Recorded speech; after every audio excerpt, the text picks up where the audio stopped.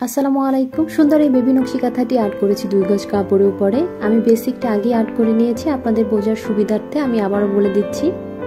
প্রথমে সাইডে লতা আর্ট করার জন্য 5 ইঞ্চি করে আপনারা দাগ কেটে নেবেন। এরপর ভিতরে থাকা চৌকা বক্সের ভিতর আড়াআড়িভাবে 3 কোণার মতো করে আর্ট করে নেবেন। তারপর 3টি সোজা রেখে এক্সট্রাভাবে ভিতরে দিয়ে নেবেন যেন মিডলের ফুলটা সুন্দরভাবে আর্ট করা যায়।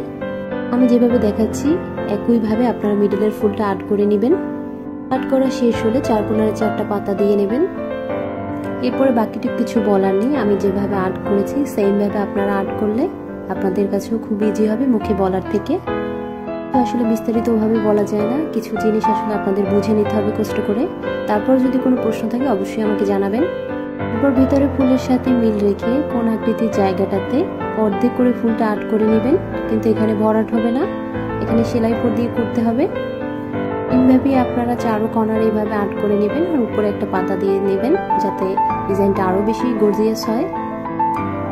এরপরে আমি মিডলের ফুলের সাথে মিল রেখে 4 কর্নারে সেম ভাবে 4টা ফুল আর্ট করেছি।